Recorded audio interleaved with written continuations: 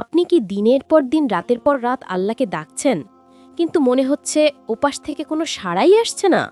মাঝে মধ্যে কি আপনার মনে হয় আল্লাহ কি আমার দোয়া শুনছেন না, নাকি তিনি আমাকে প্রত্যাখ্যান করেছেন? যদি এই প্রশ্নগুলো আপনার মনেও আসে, তবে আপনি একা নন। ঠিক এই ঘটনাটি ঘটেছিল এক আল্লাহ প্রেমিক ব্যক্তির সাথে। শয়তান তাকে এমন এক যুক্তি দেখিয়েছিল যে সে কান্না করতে করতে জিকির করা বন্ধ করে দিয়েছিল। কিন্তু এরপর স্বপ্নে সে যা জানল, তা শুনলে আজ আপনার চোখ ভিজে যাবে ইনশাআল্লাহ। মৌলানা রুমির মাসনবী থেকে নেওয়া এই ঘটনাটি আপনার জীবন ও ইবাদতের চিন্তাধারা পুরোপুরি বদলে দেবে। চলুন শোনা যাক সেই হৃদয়স্পর্শী ঘটনা। এক ব্যক্তি প্রতি রাতে গভীর আবেগে মহান আল্লাহর নামের জিকির করত। সে সারা রাত জেগে আল্লাহ আল্লাহ বলে জিকির করত। তার কণ্ঠে ছিল ভালোবাসা আর চোখে ছিল পানি। একদিন শয়তান তার এই ইবাদত দেখে হিংসায় জ্বলে উঠল। সে চুপি চুপি লোকটির মনের মধ্যে এক কুমন্ত্রণা ঢুকিয়ে দিল। শয়তান তাকে বলল, ওহে বোকা মানুষ, তুমি তো সারা রাত ধরে আল্লাহ আল্লাহ বলে চিৎকার করছো, কিন্তু কই আল্লাহর পক্ষ থেকে তো একবারও লাব্বাইক বা আমি হাজির এই উত্তরটি এলো না। তুমি এত ডাকছো অথচ ওপাশ থেকে কোনো সাড়া নেই। এর মানে কি জানো? এর মানে হলো আল্লাহ তোমার এই ডাকা পছন্দ করছেন না। তবু কেন তুমি নির্লজ্জের মতো ডেকেই যাচ্ছ? শয়তানের এই যুক্তি লোকটির অন্তরে তীরের মতো বিঁধল। সে ভাবল, সত্যিই তো, আল্লাহ যদি আমাকে গ্রহণ করতেন, আমার ভালোবাসা যদি কবুল করতেন, তবে কোনো একটা ইশারা তো অবশ্যই দিতেন। এত ডাকার পরেও যখন সাড়া নেই, তার মানে আমি আল্লাহর দরবারে অবাঞ্ছিত। দুঃখে, অভিমানে আর হতাশায় তার মন ভেঙে গেল। সে জিকির করা বন্ধ করে দিল এবং ভারাক্রান্ত মন নিয়ে ঘুমিয়ে পড়ল। ঘুমের মধ্যে সে এক অদ্ভুত স্বপ্ন দেখল।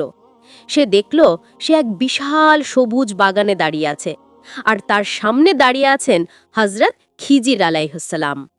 হযরত খিজির আলাইহিসসালাম তাকে জিজ্ঞেস করলেন, হে আল্লাহর বান্দা, তুমি হঠাৎ জিকির করা থামিয়ে দিলে কেন? যে নাম তুমি এত ভালোবাসতে, সেই নাম নেওয়া কেন বন্ধ করলে? তুমি কি আল্লাহকে ডাকতে অনুতপ্ত? লোকটি কান্না জড়িত কণ্ঠে বলল, আমি এত ডাকলাম, কিন্তু ওপাশ থেকে কোনো লাব্বাইক বা সাড়া পেলাম না। তাই আমার ভয় হচ্ছে আমি হয়তো আল্লাহর দরবারে প্রত্যাখ্যাত, তিনি হয়তো আমাকে চান না, তাই আমি আর ডাকছি না। তখন হযরত খিজির আলাইহিসসালাম তাকে সেই কথাগুলো শোনালেন যা শুনে আজ আপনার হৃদয়ও কেঁপে উঠবে। তিনি বললেন, হে বান্দা, আল্লাহ তোমাকে এই কথাগুলো জানাতে বলেছেন।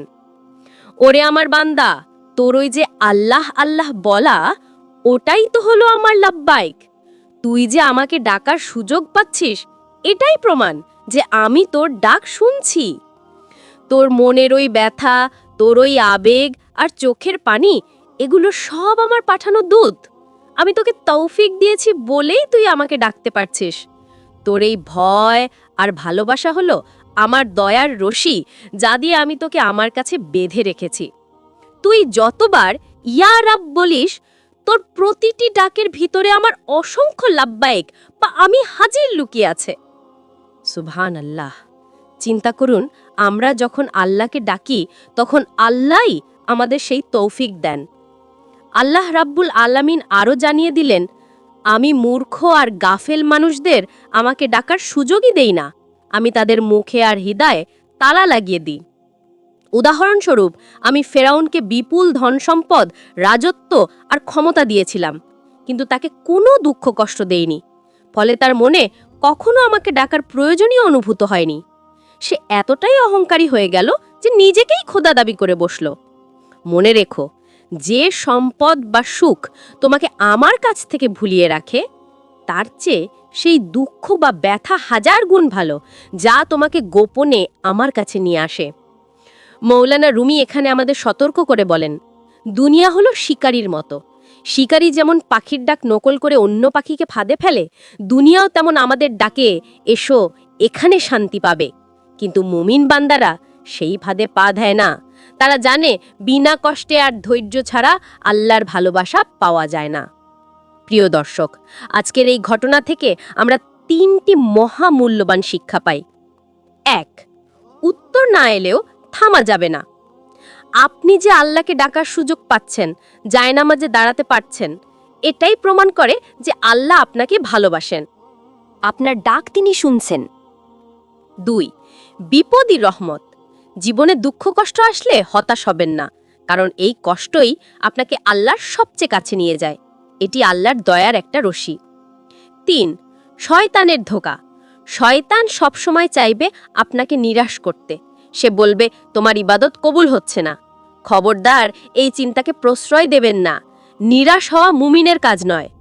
তাই এরপর থেকে যখনই মনে হবে আল্লাহ আপনার ডাক শুনছেন না, তখন মনে করবেন আপনার এই ডাকার তৌফিক পাওয়াটাই হলো আল্লাহর পক্ষ থেকে উত্তর।